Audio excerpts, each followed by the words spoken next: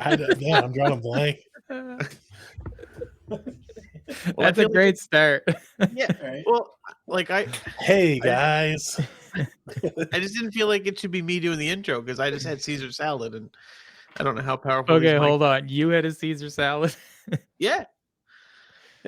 I cooked my steak for the next couple meals and had Caesar salad for supper. I've got enough left over for another one. Not mixed because I'm not a psycho. You don't leave lettuce. Can I get the Caesar salad, no lettuce, extra bacon, and sauce on the side? And then put it in a bun. Maybe you could put that like a club. Exactly. No, it's just a legit Caesar salad. I like salads. I just no don't chicken like or nothing. No, so we're going to cut this short because Evan's going to get hungry in like 20 minutes. No. So it was lettuce, and then instead of croutons, we do these like you can get these Parmesan wisps. They're called. That's the brand. Anyway, they're like a crouton, but they're the croutons. We just use chips. No. I said wisps. Anyway, they're fantastic, and they're Parmesan flavored. Super good. Oh man! We substitute the lettuce for Doritos. Man, I don't know why I don't eat salads more often with the support I get from my friends. How could I go wrong? Oh man! All right, so let's jump into this, boys. We've already been on here ranting for 5 minutes, going on about nothing good or productive. So, how's everybody's week going? I mean, it was good until I was ridiculed by my friends. Yeah. What did you have for supper, bud? Had some Caesar salad. Yeah. I bet the listeners are going to believe that. Well, the listeners might, but the watchers won't. Oh, man. I was always told I had a face for radio, so I mean... Did you wash it down with your Plexus drink, or... I don't do Plexus. Clearly. That was a very short-lived thing when it was free for me. That sounds like a story. Why was it free? Well, I mean, all these people talk about like as if it's like this miracle thing. And then when you're like, oh, how much weight did you lose? They're like, oh no, it's not about weight loss. It's about feeling better. And it's like, I feel better not spending $100 a month to pretend I'm not trying to lose weight. But hey. Okay. So yeah, we'd like to thank our new sponsor, Plexus. Oh man. It's a pretend Plexus. Getting worse and worse. Yeah, we're not doing ourselves any favors, I don't think. But... No, this is what you get for putting me on intros. Nobody blame but yourselves. Fair enough. I mean, there's one guy who can fix this whole problem if he wants to take over for his segment. I mean, we can start if you guys are ready. Anything else you want to make fun of? No. Has this not made you feel ready? No ex-girlfriends you want to bring up this week, Evan? You're good? No, senor. Well. So anyways, a caution-free race. Oh, man. So yeah, caution-free race yesterday, other than stage breaks, obviously. Led to a race full of strategy, yet lacking in action. As we've seen ratings climb over the entire season, is this going to be a detriment, or ratings still going to go up, or is this going to kill it? The word there is stagnate. I know that. I see that. Like... I was just trying to add my own flair to it. Okay, I wasn't sure if it was like a pronunciation ability thing or... No. I was just... Leave homeschool alone, Evan. Yeah, that's right. I graduated. Donnie, why don't you take that one, man? All right. Yeah, I mean, it obviously wasn't the most exciting race of the year. NASCAR also isn't known for road course racing. That's not what put us on the map. So is it going to hurt ratings? I'll be surprised if ratings aren't up anyway from this race compared to last year. Is it going to hurt us going forward? I don't think, because I think a lot of people that have watched this year have come back from Daytona, Atlanta, etc. You know what I mean? Mm-hmm. So I think realizing this is kind of a one and done for a little bit, I think we'll rebound nicely in Richmond. So, yeah. I hope so. If we go caution free except for stage breaks in Richmond, that's gonna be a rough night. Yeah. Actually, I'm gonna be honest. I was concerned the race would end up going the other way, like it has the first couple years where it was, yellow after yellow after yellow because they kept bunching it up at the top of that hill there in turn one. I'm glad that's kind of seems to have gotten away from. Guys kind of realize, oh, there's another 2.5 miles around this track that I can maybe pass the guy. It doesn't have to be in this one specific spot, unless you're Christopher Bell. But anyway, so so I'm glad it spread out a bit, and we actually got to see who actually had the fastest car this week, which I don't think there's a whole lot of doubt about who that was. The guy dominated everything. I think it was nice to see that. It was unique to see. We haven't seen guys do a strategy like Christopher Bell did this week. That was different. That was new, where he didn't really pit with anybody else. Take out everybody in his path. No, we saw that at the Daytona 500. William Byron, him and his Hendrick teammates, they just cleaned her up. But no, I think overall it was good. I don't think it's necessarily bad to show that NASCAR does sometimes have a little bit less exciting moments too. It's not always. I mean, we can't always have Bristol and Atlanta. You know what I mean? That can't always be the case. So, are you guys glad to see the stage breaks back? Because they weren't there last, right? No. But didn't that make it a little bit interesting? Did it? Well, I mean, I was only able to watch half the race, so. Yeah, I honestly feel like it would have been better without it. Like, it would have needed more strategy or something. Like, I don't know. Like, yeah, I don't know how you make that race exciting. Like, it just wasn't. Yeah. No, I don't think so either. I actually think, I think the stage breaks worked out to William Byron's advantage because I think some of the guys behind him, such as the Ty Gibbs and actually pretty much any Toyota, probably had a little bit better long run speed than he did, but we never got to see the complete long run play out for the most part because it wasn't set up to do it, right? So nobody. I think it helped out Truex too. Like Truex getting caught up early, getting in that mess, and then his strategy being able to stay out, get stage points. Like he's the new points leader in NASCAR right now. Yeah, I was wondering how I was going to work that into tonight's I was going to say, you managed to bring it up. Yeah, it's crazy because you know what I mean. He made the most out of that situation, and honestly, like if you don't pick him this week, oh. Yeah, if I don't pick him this week, I won't be going to your place to watch the race. I'll tell you that. Oh no, man. Evan wasn't planning on picking him, but now he might. That's fair enough. All right, so we talked about that. Well, I guess we are going to talk about that. William Byron wins in dominating fashion after starting on the pole. Although the car was obviously very fast, the pit crew never had a pit stop longer than 10.8 seconds, helping Byron gain very valuable track position. If not for the gains made in the pits, do we feel Byron wins in COTA? I don't, because I think Christopher Bell was right there. Like, honestly, I feel like the reason we're talking about Byron winning this is more Ty Gibbs holding Bell up and racing him, which is completely fine. Like, I'm not arguing that. And, Ty's got to do what he's got to do. It wasn't fine in our group chat last night, I can tell you that. So yeah, I don't think Byron had the fastest car at the end of the race. I think Bell did, but I think Bell's troubles on pit road's what cost him that race. So yeah, I think Byron's pit crew got him that win more than Byron did. And I mean, just as much. Like Byron wasn't going to finish below second. Like he had a great car, but I do think Bell had the better car on the day. I will look at this from a little bit different perspective. I saw today that it's the first time since 2019 that we've had a driver sweep the weekend as far as one practice, one qualifying, and won the race. And so, that's obviously not an easy feat to accomplish, right? So I do think there's got to be credit there. I think I think the reason why perhaps we look at this and go, oh, the pit stops were really fast and stuff.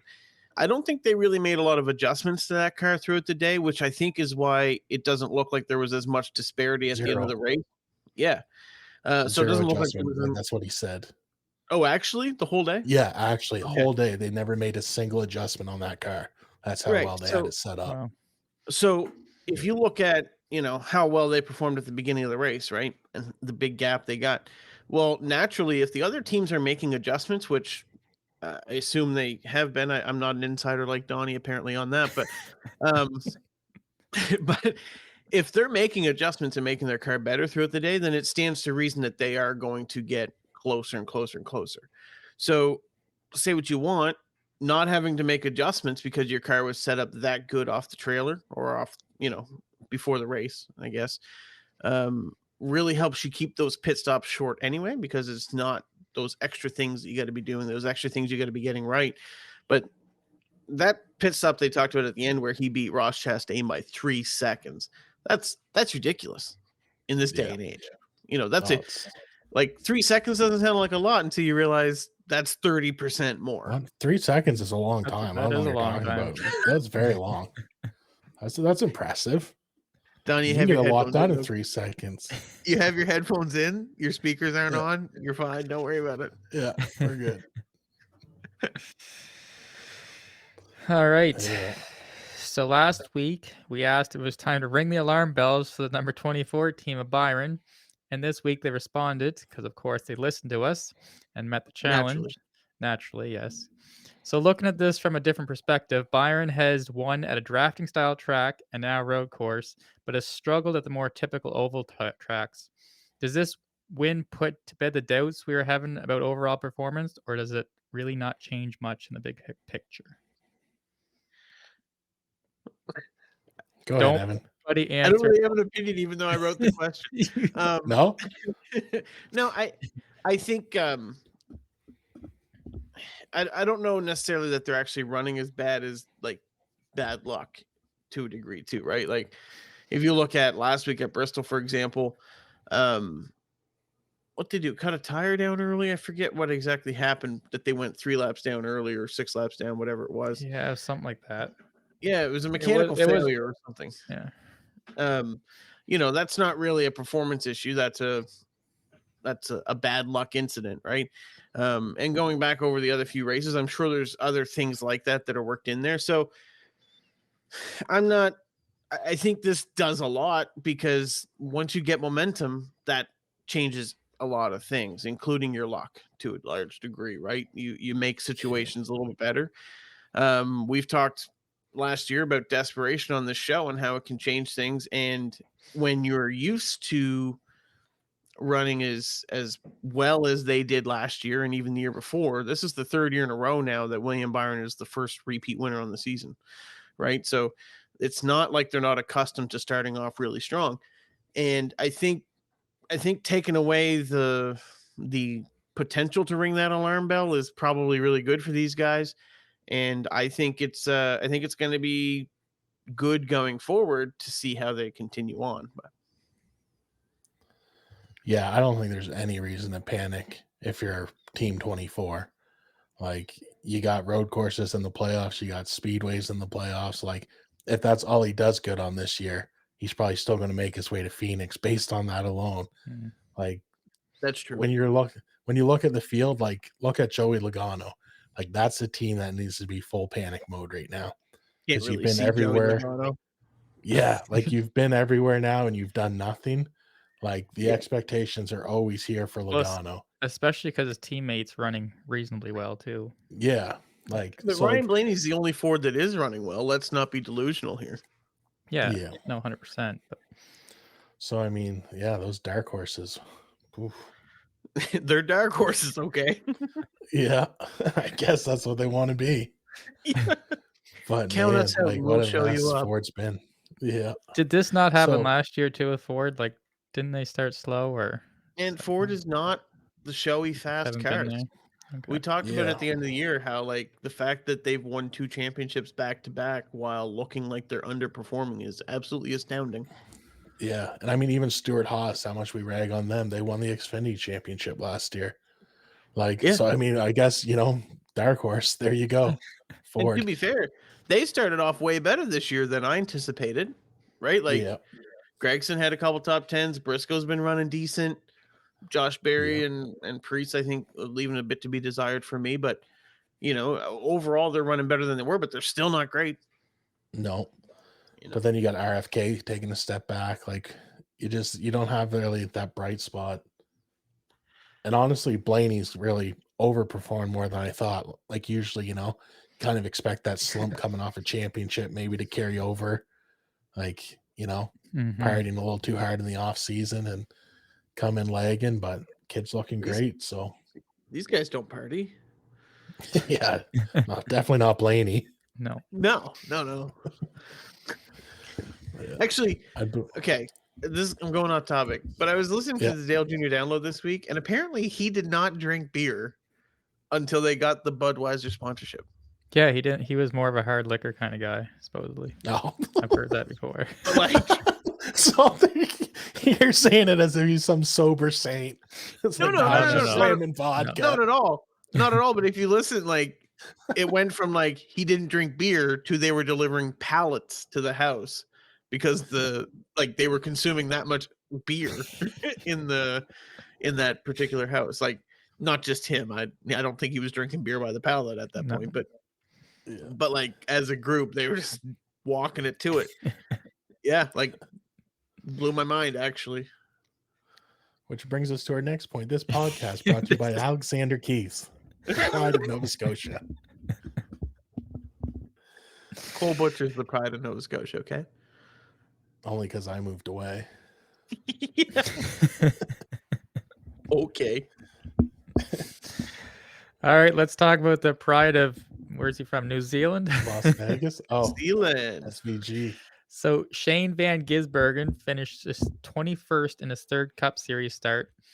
Obviously, he came on strong by winning his first ever race. However, has since finished 10th at the Indy Road course and now his first race outside the top 20. With a wider perspective to look at, what is the long-term outlook for SVG at the Cup level and preps just in NASCAR in general? I still think the guy's got a bright future. He wins in everything he drives. And yesterday he was racing and not as great as equipment as he was last year in Chicago. Mhm. So I still think sky's the limit for the guy. Obviously, his best chances at winning are going to come on the road courses for a little while until he gets his footing. But I mean, he's running decent in Xfinity. He's had some bad luck. Had a but he's real had some chance to great win runs. that race Saturday too. Yeah. Like he So, was I right mean- there, except for the penalty. But Yeah. So yeah, I'm not ready to be like I'm not in the same boat I was last year as, oh my word, this guy walks on water. Like, watch out, NASCAR, he's gonna take over. Like, I got a little overhyped on Chicago. But No. yeah.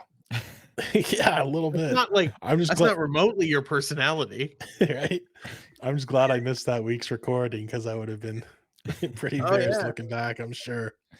But no, I think he's, still got a future in the sport. Wasn't a great run yesterday, but looked great Saturday. And yeah, He did drop a gear too, though, to be fair, I guess. He didn't have yeah, first that's gear. exactly. And again, I think it's his equipment was more of the hindrance than any talent there. I will say though, I think if you look at this from that broader perspective, I do think it shows just how special that first win at Chicago was, though, and how much circumstances may have played into that. Like he has more experience on street courses. He has more experiences in the rain than our drivers do. And so I think like those two elements in particular really benefited him. And like you say, he had a fantastic team last year directly out of Trackhouse. So I think it does give a different perspective on how things might have aligned to benefit him. But that doesn't necessarily take away from the fact that he was still able to accomplish it. I think that our expectations are starting to become a little more realistic for his future, though, given his age and the timeline that they've set forth and stuff. I think there's a chance that he'll likely be a Cup Series full-time driver at some point. I don't necessarily know that he ever wins on an oval, but I think he's the kind of guy that comes in like an Allmendinger or a Juan Pablo Montoya or a McDowell, where even in lesser equipment they can show up to a road course and really put on a show, and then have the odd good showing elsewhere, when things pan out well and stuff. But I don't think he's going to be like a force to be reckoned with per se on the ovals, but I think he's still got the opportunity to have a decent career, especially with how many road courses and street courses we have on the schedule at this point. I think that gives him lots of opportunity to succeed. Yeah. Do you think he flames out like Montoya, or depends on if there's a jet dryer or not? You know what's awful? Like how many times we've made that joke. Well, I make that joke. Like the guy could drive a car, and that's what he's remembered for in NASCAR. Yeah, Like it's just like awful, world-renowned driver. right? And that's his highlight reel. I don't remember I don't think he was a Formula One champion, but I believe he won races in Formula One. And like you can't be a slouch and do that. Yeah. Speaking of Formula One, did everyone stay up till 1 o'clock Sunday morning to watch that race? Did you? No. Okay. Who won? No, I didn't. Ferrari. Yeah. It wasn't Buddy that always wins. I don't even know. No, he their had a names, brake failure like 3 laps in. Max Verstappen. Oh, Verstappen. Yeah. Max Verstappen had a brake that was stopping. That's a Great one. Christopher Bell fan. I feel that. So speaking of Christopher Bell, he is not Kyle Busch's buddy right now. So they exchange words following the race, presumably in regards to contact in turn 1 during the midsection of the race that resulted in Kyle Busch being spun around. While it isn't uncommon to see confrontation between drivers, does this carry more weight given that Christopher Bell has a crew chief that Kyle Busch once dominated the series with, not to mention drives for the team that Kyle Busch left just a bit over a year ago? It's only a year ago? Yeah. Or is it simply just that Kyle has been having a very unfortunate year and this was the final straw? And I will say, where was Kyle Larson right behind him yelling? Because Kyle Larson should have been there too. But anyways, oh please, he's not. Did I tell you I switched my shampoo for my beard? It's like so soft. I mean, it's not Kyle Busch soft, but it's pretty soft. And that's what Kyle Busch is. He's soft. Man. Like the guy switches over to Chevrolet and he thinks everybody owes him the racetrack. Like Bell didn't do anything. I will that say anybody else doesn't race. Like I watched the replay a couple times, and I'd say Busch is just as much his fault as Bell was. Like Chris had every right to run the line he ran as Busch did his. Like exactly. Guess what? You're not teammates anymore, and you don't own the equipment Christopher drives anymore. Like you got to race him like a grown man, and you didn't, and you got spun for it, and you want to whine and complain, and you got one coming to you. Like the guy's soft. And if you're not listening, I hope Evan tells you tomorrow at work. Kyle Busch is soft. Did you think this when he drove for Toyota, or no? He was good then. Yeah, of course. But when you come a traitor, Evan, what's your opinion, bud? First of all, I think it's going to be. I always think it's going to be great when Kyle Busch is upset or angry. I don't think that makes him a worse driver. I actually think that fuels him a little bit. How would we know he's never been not angry? Well, no, he seemed kind of 3-cheat out. You know what I mean? The last few years. So maybe this will be good. I think that's good for him. I'm not necessarily on the side that Christopher Bell necessarily dumped him. Christopher was definitely there. I think Christopher had the right to the line, same as you do. Mm-hmm. I think Kyle actually cut in a little bit on him and looped himself. Yep. But at the same point, Christopher was involved in multiple incidents during the race, so it's understandable that you might just assume he was at fault for that too. Things happen very quickly. So I get it. I think that if Kyle watches that replay this week and they talk at all, I don't think there'll be much come of it. But at the same point, I kind of hope there is. I disagree with you on that. Kyle, like if Kyle makes a statement, I don't think he backs down from it. Like I don't think showing video evidence like, hey, Christopher actually ran you good, you just don't have the talent. He's not going to accept that. So Listen, I'm all for you expressing your opinion, but if you're going to sit here and say Kyle Busch doesn't have the talent, I no, mean, I mean he didn't like. That's what he did. Like, not that you've he's got not no talented, because we credibility do. at that No, point. we know he's talented. He's a 2-time champ. He's one of the best wheelmen in the sport. But you can't make a dumb move and then try and blame it on the younger kid. Like, Well, you can. buddy, you're not owed that. Like, nobody owes you anything. Listen, I just think it's carryover from that Toyota mentality he had, because that's very reminiscent of, to me, That that's very Chevrolet reminiscent. entitlement's what it is. No, it's not. You look Yeah, at it Denny is. Hamlin last year, he could have lifted. That's that same mentality. I could never be wrong. It could never be my fault. That's the mentality. But No, it's the I Chevy entitlement. I'm in a Chevrolet. They should have got out of my way.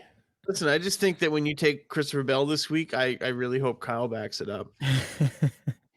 Me take Christopher Bell? Well, I mean, you're going to take a Toyota, and do you think you're going to get Martin Truex on third pick? Well, I mean, you guys don't seem to like him at all. This is why it's important, to I mean, Alex to do Bowman's well, won here before, so I assume you're taking your guy. to do well every week. I assume that's why it's important to be consistent, so you can pick Yeah. the drivers you want. Yes, very consistent. So, anyways, time for a caution break, Evan. Yeah, sure. Let's head into the caution break. Caution break. We are a little light on this week. I actually, well, Is that thanks to our new sponsor, Plexus? yeah, it's not a weight loss; it's a gut Right. health. Right. Is that how Um, you're getting a headache from lack of food yet? Me? No, I'm good, Yeah. Oh, man. you're good. Okay. Yeah. I'm just over you here got at that big Caesar of the day. salad for supper. Actually, to be fair, it was a lot of salad. Like, I didn't have like a small little. I had like one of those great big, like you would make like a truffle in. You know what I mean? Like one of those great big bowls. A Just- truffle. Right. Oh, like a dessert, like a death by chocolate or something? Yeah. Okay. Yeah, it was a pretty big bowl. I mean, it wasn't full, but anyway, nonetheless, back to the caution break. One thing I want to talk about before we get into the actual caution break segment is we do have a guest coming on again next week for our second interview of the year. Mr. Brayton Laster is going to return. He was with us last year. Actually, Corey's very first episode It was. with us was with Brayton Laster. He has not met Donnie yet, so Next week then might be my again- last. Then again, no. But here's the thing: if Truex wins this weekend and gets the override 2 points, I mean, I don't imagine Donnie will be on the show next week to see him either. If you guys make me root against Truex, heading to Richmond, this will be my last episode. So anyway, make sure you tune in for that. We're going to catch up with Brayton, see what's been going on over the last year, and see what he's got lined up for the upcoming season. I'm very confident that'll be a fun episode. He's always a good time. So, but nonetheless, moving into this week's caution segment, the actual caution break here. I want to talk to you guys just a little bit about where we stand in the season, almost like a state of the a state of the sport address type thing. So I'm going to ask each of you a couple questions about the season so far and your thoughts on them, who you think is doing what and whatnot. And I'll just jump right in. So we'll start with Corey. And just lucky for you, there's no winners or losers in this situation, so you can. Shut up. Corey and me are the losers for sitting here tonight talking to you. Maybe that's possible. Corey, what's your thoughts on who is a overperforming driver so far this season? Had a lot of time to think about this. I'll have 10 seconds, but Donnie touched on a little bit. I'd say Ryan Blaney, just because all the Fords are not running well at all, and he seems to be holding it together half decently. So, like you said, coming off the championship, it's hard to probably have that fire, let's say, starting off the year, still kind of from the hungover from the previous season. So I think he's doing all right. Okay.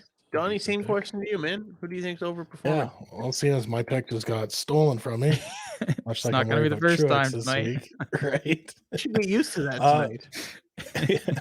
I'm going to go with Ty Gibbs. Yeah. I think we Ah. all expected him to do good this year, but I mean, to be second in points right now and being there week after week for, contending for wins, I love it for the kid and for the whole team, really. So, yeah, I'm going with Ty Gibbs on that. It's definitely overperforming expectation. Week because I feel like he's better as the year went on. I probably missed out on a chance You for an just extra point. totally cut out. Oh, really? Yep. Am I back now? Yep. On a delay, but Oh, well, that might just, I'm a little delayed myself. this is true. But no, I kind of regret not taking him a little later in the season just because he probably would have got me the extra point for getting a win at some Yeah. point, right? But no, those are both good choices. Crazy to think that we're calling the last year's champ overperforming, right? But Yeah. Well, I just don't in necessarily. compared to like the rest of the forwards, like Oh yeah, because but it can switch on a dime. Like it wasn't that long ago you were saying how Toyota was nowhere to be seen. So yeah, well, they listened to me, so yeah. Oh yeah. What did you they've suggest turned they it. do to find some speed? Oh, I can't tell you that. Oh, okay. I wrote a contract that I couldn't, Oh yeah, Non-disclosure. non-disclosure. yeah, non-disclosure. Okay. Yeah. Cool. He's homeschooled. He Um, didn't know how to pronounce that, but that's what he signed. he hired the same lawyer he has for his own business, Cortec. Well, on the flip side, Donnie, I'll turn this one to you first. Talked about overperforming. What about underperforming? Who do you got in that category right now? I mean, I'm just going to take the easy way out and what we're all thinking, but Joey Logano. Like to be a two-time series champ and to be driving where he's like, man, what a horrible start for them. I got to think there's no way it continues all season long, but when do you change it around? We've seen bad slumps. Yep. Being a Jimmy Johnston fan, I know all about him, but like Jimmy never crawled out of that. You know what I mean? Yeah. Like you'd hate to see something like that happen for Logano. I mean, he's still young. Like that's what's crazy is he's still, he started off so hot, but like he should be in the prime of his career right now.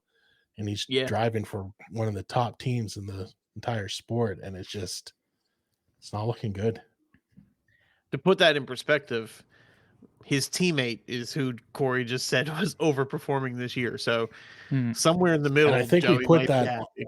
Yeah, I think we put that though on Logano too.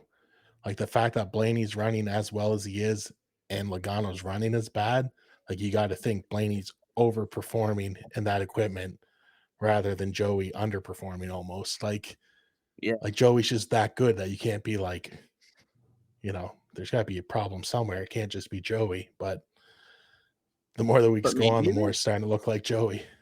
Yeah, that's fair. Korey, who do you got in that category for underperforming driver of the year? I think Martin Truex. No, I'm just joking. I mean, I know he's leading in points, but yeah, the fact he hasn't crossed the finish line first yet, it's underperforming. No, I'm gonna go with Chase Elliott because, again, even Alex Bowman's running decent lately, and he's the one guy in the Hendrick team who just can't seem to get it together. Should have ran good.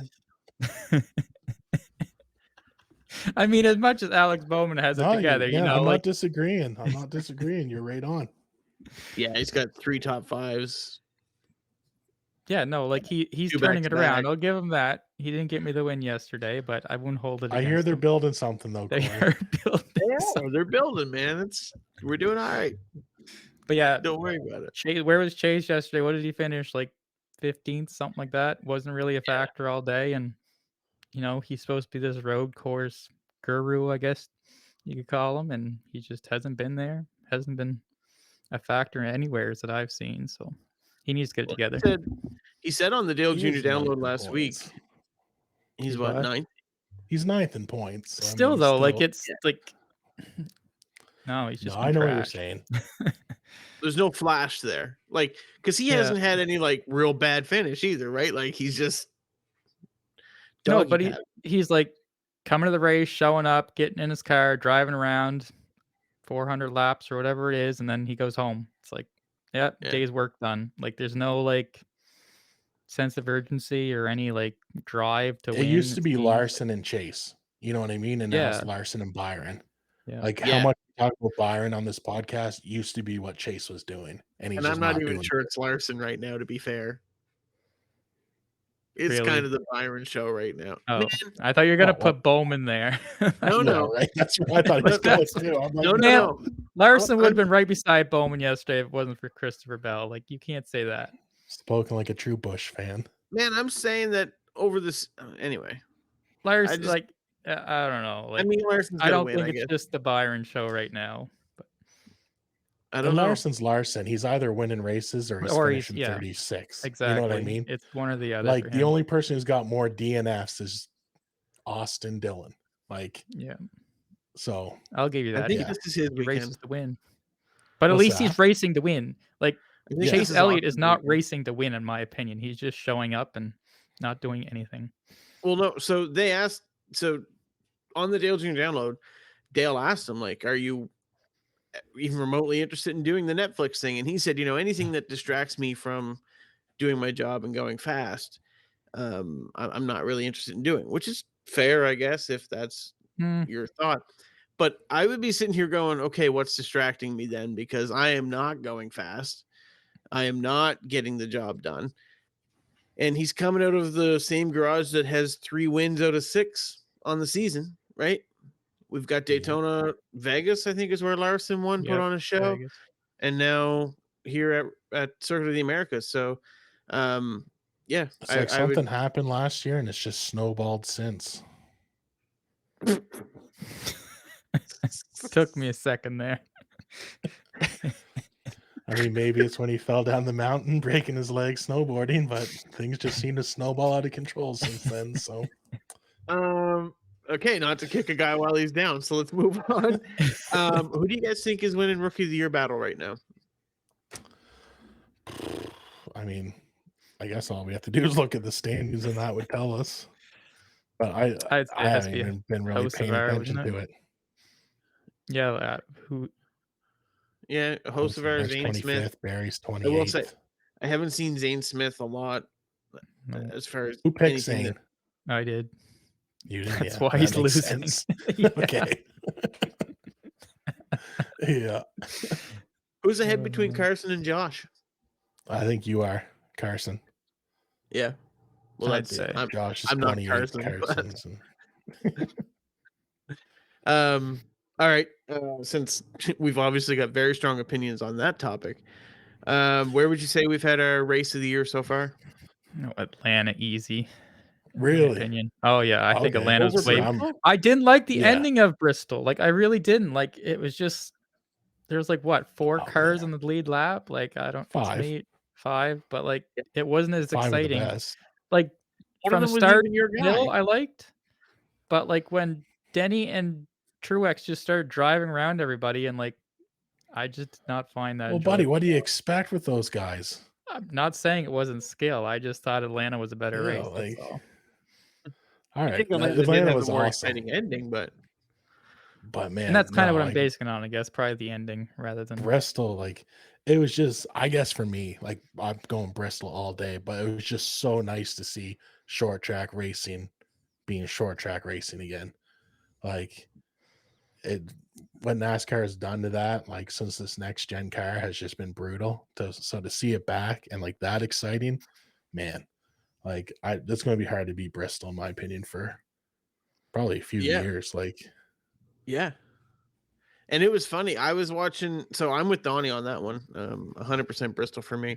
I think a big part of it too, like I don't remember a lot of what happened in the middle of Atlanta.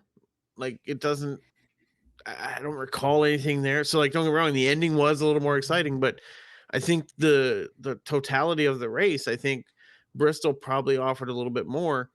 But then later this week, I was watching, I think it was 2002 Food City 500, the spring race. And like it had that same feel. Everyone diving to bottom, had to get to the bottom. It was like a freight train, and guys that had wore out tires were falling back quick. The leaders were catching the back of the field fast, and it had a lot of the same elements that is the racing I grew up on and loved. And And I I think think- that might be why that I prefer Atlanta, because I never had that. Like I never had Sure. the old racing. And like honestly, like short track is still like I can't quite grasp it yet. Maybe everything's happening so fast, or like they're going around so fast and lapping guys, so it's hard for me to still kind of distinguish what's happening. But it was a I great get that race. I for just sure. liked Atlanta. Well, Yeah. if you're gonna talk about like a track being hard to distinguish what was going on, that race was probably the worst to try and keep track of like who's where, what's happening. That was a Yeah. lot going on. But I also think I don't think I picked up my phone except when there was a caution break.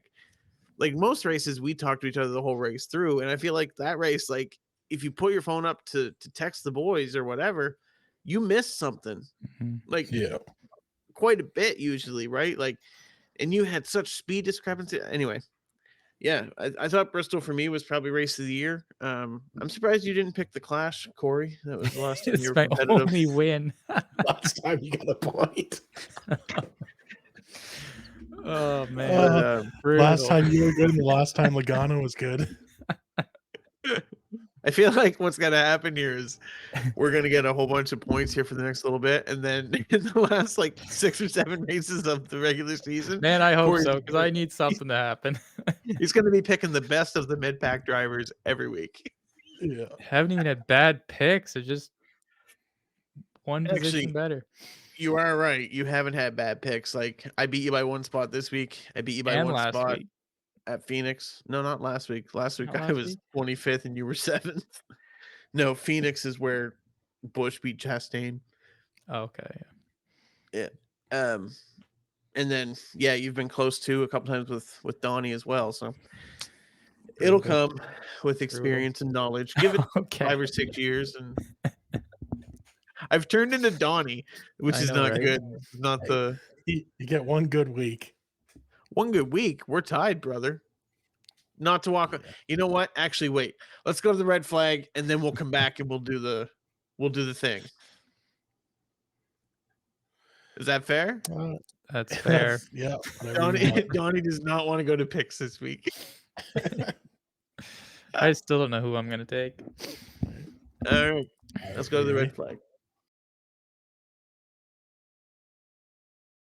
So, how's the old iRacing coming along there, Ev? It's been going really good, but I've been racing less actually. If I'm being honest, I've been using Premier racing setups, and I'm just so much faster than I was. So the races have been much shorter. Are you really going to try and turn this into an ad? You bet I am. Listen, all jokes aside, I have recently switched to Premier Racing setups and became a part of their testing team, and I can say with 100% certainty that these setups are legitimately great. One of my favorite things about Premier is the fact that any and all of their sets are rigorously tested in-house before they ever get put into the real world.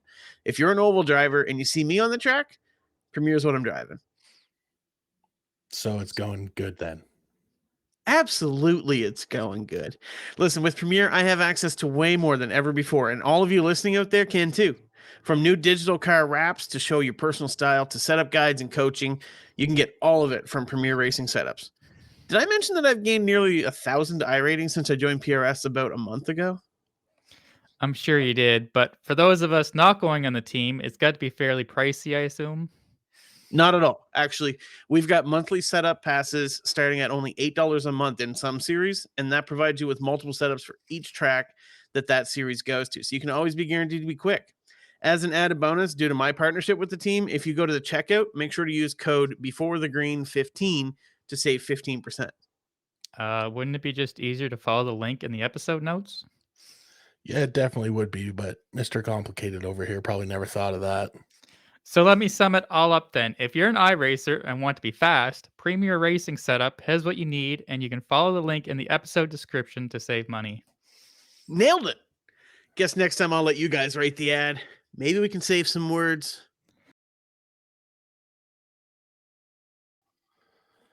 All right, Go due ahead, to Don. technical issues, Evan's mic has been muted for the remainder of the podcast. So let's talk. He doesn't even where get a we're pick this week. We can't hear Right. him. So I picked two drivers. You pick one. There we go. I like my odds still. Probably. Can't lie. So we're back to short track racing, back to turning left, just like we're meant to do. And so, yeah, we can unmute Evan now. Go ahead. Muted. I was All just right, wanting more so salad. Salad. honestly, Richmond, it's a great track if you're a Joe Gibbs Racing fan. It's a horrible track if you're picking third this week, I assume. But that being said, I'm excited for what the race is going to hold. So JGR has won 3 of the last 5 times here, with the other 2 being Hendrick drivers, and one of those being last year's winner, Kyle Larson. So I don't know who the other Hendrick guy was that won. Probably nobody important. But anyway, Actually beat Denny Hamlin to get the win, so it was almost a JGR win that week too. For that matter. Yeah. All that being said, too, kind of what we were talking earlier about the dark horse and the dark Mustang or whatever they want to call it. Josh Berry finished second here last spring, filling in for Chase Elliott. It's kind of where he put his name on the map. I think kind of what really put him in the seat that he's in now, driving the 4-car. Do we think he could make something happen here? So all things to consider. I know, Corey, you think the Fords are doing very well this year. Maybe go ahead and take Josh Berry. And like I said, Evan, your buddy Alex Bowman won back here in 2001. Maybe he's ready to do it again. He runs probably a all good right time to here. pick him. Yeah. No, I've got to pick. I will say though, as far as He's not even gonna pick Alex Bowman this year. Let's be honest. Right? oh no, I got Why a would place. he? That's I why got a he's place. doing the best he's done. No, as far as you asked a question about Josh Berry, if he can make something happen here. I really don't think that even if he can make something happen, I don't think he's got the equipment to do it this week. I'm not sold on SHR just yet. I think they're running better, but I don't think the manufacturer as a whole is running great. So I'm not gonna invest a whole lot of time in a Josh Berry thought process. Yeah. The strategy too played out last season. Like, it was just brilliant. So I'm not confident really in the guys over there either to call that kind of race. Well, he's got the best crew chief over there, to be fair. Yeah, but with Childers. But. All right. So might as well do the old recap there, as much as I hate to. I picked Ross Chastain. The only thing worse than having to sit through a race cheering for Ross Chastain is for him to finish 7th and you still lose. Corey picked Alex Bowman. Had the best run with the guys so far. Finished 4th on the day. Usually you think that'd be enough to win it. Nope. But Ty Gibbs, the Wonder Kid. Brutal. Evan picking 3rd, calling his shot, nails it out of the park, wins the week. Congratulations. Ready? Oh, you've gotten way better at like being humble and having humility. Like I had hoped there for a few laps, but yeah, man, I was rooting for you. I'll be honest. There's nothing worse, than your guy like someone else has him, and you're just like, oh, come on. Thankfully, I don't have to worry about that for the rest of the year. That is true. Well, until playoffs and All-Star. I'm not going to be picking him in the playoffs. You kidding me? Yeah. Okay. We want playoff drivers in the playoffs. That's right. Okay. No, I think this is Bowman's best shot at getting in this year. Yeah. This is honestly where I had him picked. So stop avoiding what's going to happen. I still don't know who I want. All right, Evan. Who are you picking this week, buddy? I'm going to take a rich man from north of Richmond. I'm going to take the guy who has a home track in every state, Mr. Martin Truex Jr.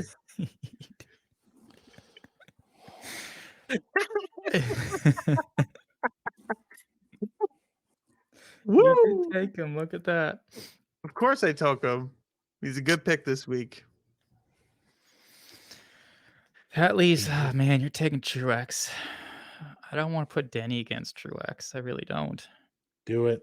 No, I don't think so. Do it. Don't let him win with Truex. I'm not gonna. The best part is you can't take Denny either. Right? Oh man. Oh man. Couldn't have happened on a better week. Like I had Truex picked for this. Like since the was start. This like, Richmond was Truex? Yes. That's really. Like, to be honest, I've had him pick 2 for about 8 hours. Oh man, hate you. Oh, The second man. you asked me earlier today who my pick was going to be, I was like, ah, yeah, he wants him. Well, who wouldn't? Like, Is he Garrett, run like, that good here? Like, his stats it's aren't super impressive. nah, They are if you look at the last few races, though. The only yeah. driver who's got a better average finish here in the last little bit. I'm looking at the last 3 races. The only active driver who has a better finish is Joey Logano at 5.7, and I don't think that's going to be replicated this week. So Truex is 8.3. And the guy's building momentum going through the season, already leading He points. He hasn't finished outside the top 10 since the second race of the season at Atlanta.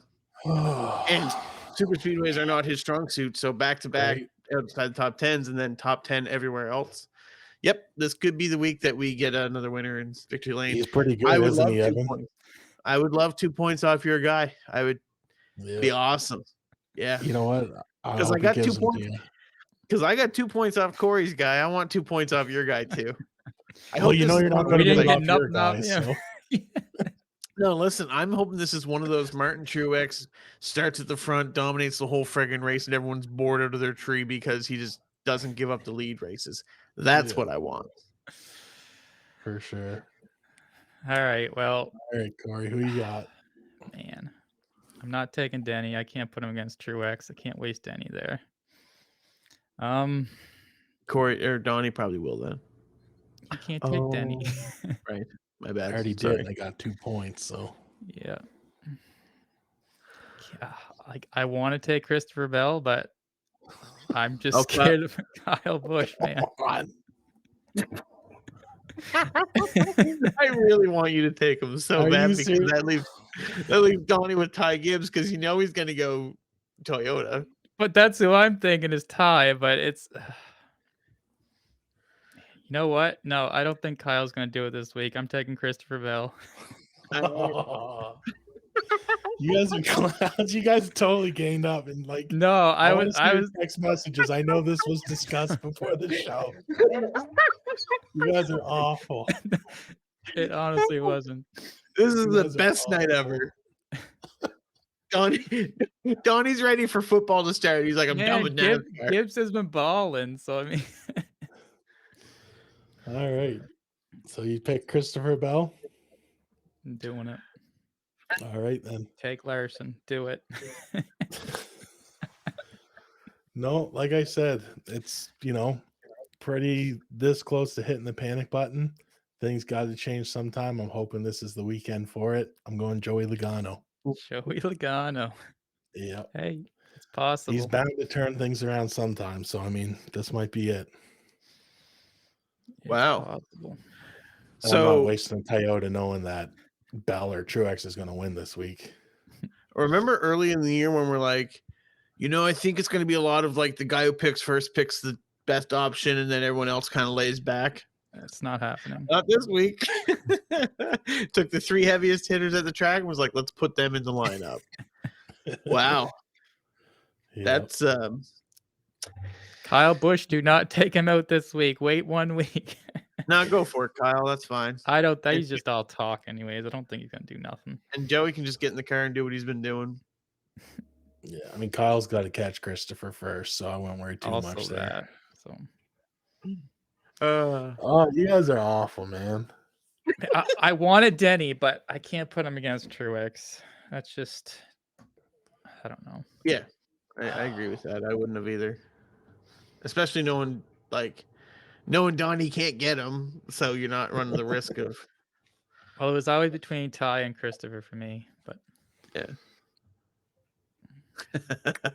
Well, I've never seen Donnie. I almost so watch Joey come and win this thing though. We'll never hear the end there's zero chance I can go to your place this weekend now. I can't go there while you're cheering for Truex and he's cheering for Bell. And I got to hope Logano beats them both. No, I have Popeyes. All right, I might be convinced, but I'm not going to be happy. Caesar salad. I don't think there's going to be much salad left by the sounds of her. Oh, no, we'll order more on Sunday. Yeah. I'll even put some chicken in it for you, okay? Oh, you guys are awful. I got towels here too. You can cry your tears into. Okay, I was wondering where you're going with that. To be fair, I can see how you would be concerned. I All really right. didn't think Martin was going to be your pick like this. I didn't think that's where you wanted him. Oh yeah. Me? No. Yeah, Oh man, yeah. You didn't think that's who Donnie wanted? at Richmond. Like he's Where been else? saying for like weeks that he's been, or like months that he's got a place picked for him. But Yeah, This it's is it. Richmond. right on. Yeah. I Where got else? another one, but obviously I can't say it in case you actually win something and pick That's before okay. I'll me. probably pick someone else for Dover. Wasn't actually what I was thinking. Oh. Is that where you're going, Bowman? Though? No, actually, I just assumed that's where you were going with Truex, so that's why I said that. Oh, okay. Nope. To be fair. All right. Well, listen. No reason to drag out Donnie's sorrow. Let's go ahead and call it an episode. Super fun to be with you guys. Listen, the response to the last couple episodes has actually been fantastic. So thank you so much for that. If you are watching and listening, hit that subscribe button. That way you get notified and you don't have to go searching for us on Thursday in case I'm late posting it, which happens.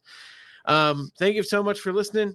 Brayton Laster is going to be with us next week. That's exciting. Don't forget to enter the contest where you can win $200 US of NASCAR merchandise for your favorite driver. U.S. Sorry, Like I think it says Canadian on the $8,000 website. Canadian. Yeah. No, we're gonna go 200 US. I will fix it on the website. Man, Arlene's gonna have to break out the checkbook for this one. I got her credit card written down right here. So Me too. go and make sure you're entered in that contest. It's absolutely free to enter, and we'll give you opportunities throughout the year to get more entries as well. So check that out. Thanks for being here. Love talking to you guys, even if we don't get much communication back, because And I just want to it's say, film. as my last episode, thank you to the fans. It's been fun and it's great, and I'll miss y'all. But I will He not wants miss this will these be the two. week Corey gets the points. Kyle Busch, stay in your lane, bud. Joey I don't know. Logano, figure it out. This was Let's end the it. Let's cut it off. They don't need to hear us ramble. no. This is where the infamous Kyle Busch and Dale Earnhardt Jr. incident happened. I'm ready for another. Let's do it again. No. All right, guys. See you next week. Peace. Yep. Later.